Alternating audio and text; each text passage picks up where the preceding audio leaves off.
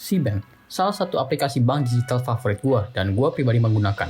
Bagi yang mengikuti channel ini dari awal pasti udah tahu banget gue sering bikin video tentang Cbank. Udah gue pernah bahas dari review, tutorial, alasan-alasan mengapa harus pakai Cbank. Dan bahkan gue juga merekomendasi Cbank untuk jadi salah satu aplikasi kita gunakan untuk menghadapi potensi resesi di 2023. Pokoknya top banget deh Cbank. Namun, belakangan ini ada banyak dari kalian yang mempertanyakan keamanan dari Cbank dikarenakan berita-berita negatif. Berita seperti Shopee, perusahaan induk Cbank yang mulai PHK karyawannya. Selain itu juga ditambah dengan berita bunga Cbank akan diturunkan ke 5% per tahun per 1 Desember 2022. Apakah ini tanda-tanda Cbank akan bangkrut? Apakah kita harus stop pakai Cbank? Di video kali ini gue akan jelaskan semuanya yang lu perlu tahu tentang Cbank dan apa yang gue pribadi akan lakukan.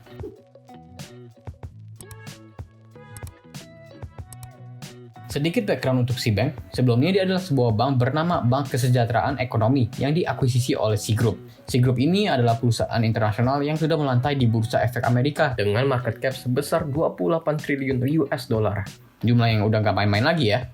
Citigroup memiliki banyak anak perusahaan yang terkenal di bawahnya, seperti Garena, Shopee, dan juga C-Money.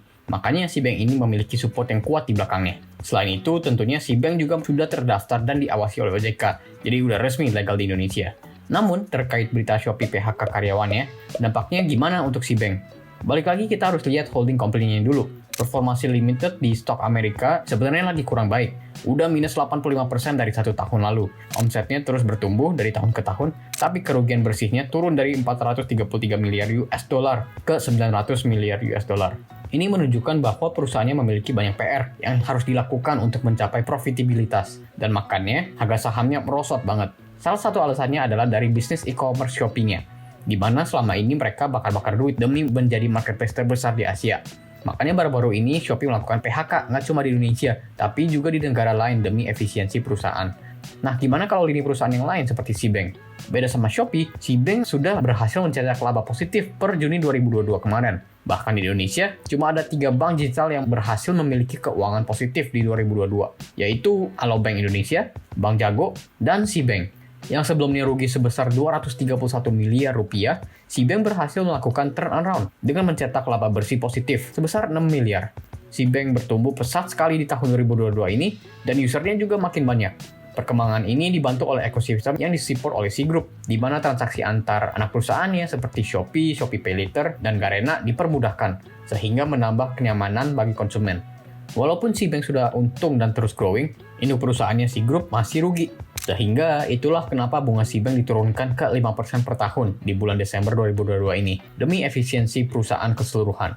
Jujur, gue sebagai pengguna Cbank yang udah hampir setahun merasa sedikit kecewa ya, yang bunga awalnya dari 7% per tahun, terus turun ke 6% di pertengahan 2022, dan sekarang akan turun lagi ke 5%. Walaupun kecewa, secara keseluruhan sebenarnya dampaknya nggak terlalu signifikan.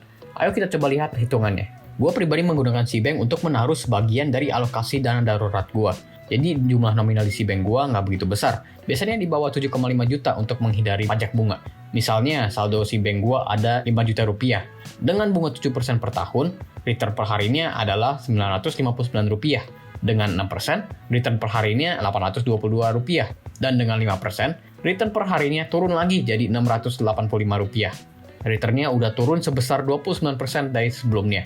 Belum lagi kalau saldo kita di atas 7,5 juta, di mana kita akan dikenakan pajak bunga sebesar 20%. Jadi, misal saldo Cbank gua 10 juta, bunga 5%-nya akan dikenakan pajak bunga, sehingga ujung-ujungnya bunga yang kita dapatkan hanya jadi 4% aja. Jadi kecil banget ya.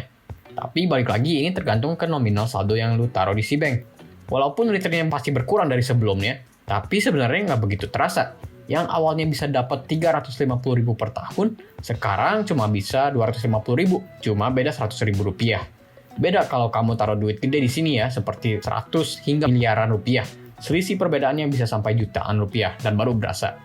Karena demikian, gue pribadi masih akan lanjut menggunakan Cbank karena aplikasinya dan fitur-fiturnya yang masih berguna bagi gue.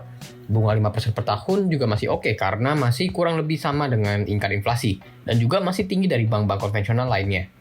Kalau kamu mau buka tabungan Cbank untuk pertama kalinya, bisa download di Google Play Store dan App Store dengan menggunakan kode referral channel ini, 5LZXGB. Dengan kode ini, kamu bisa dapatkan 10.000 gratis. Lumayan banget buat modal mulai. Nah, ini adalah halaman depan dari Cbank. Belum ada banyak perubahan dari segi tampilannya. masih simple dan intuitif. Bahkan ada tambahan fitur baru yaitu fitur deposito. Dengan fitur ini, kita bisa dapatkan bunga 7% per tahun dengan mengunci dana kita selama 1 bulan. Nggak fleksibel seperti tabungan biasa, tapi lumayan untuk duit nganggur. Selain itu, kita juga bisa melakukan transfer seperti biasa, isi pulsa, top up e-wallet, dan juga mengajukan pinjaman dengan S-Pinjam. Kalau gue pribadi, coba untuk menghindari pinjol ini ya, karena bunganya sangat tinggi.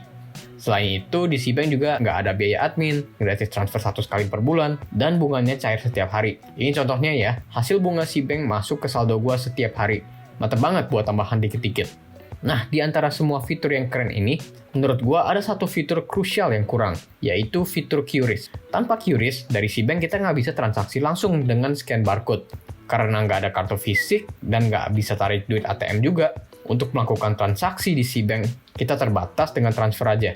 Seperti produk lainnya, semuanya ada plus minusnya ya. Tapi secara keseluruhan, gue masih akan terus menggunakan Cbank karena masih nyaman. Kalau menurut kalian gimana?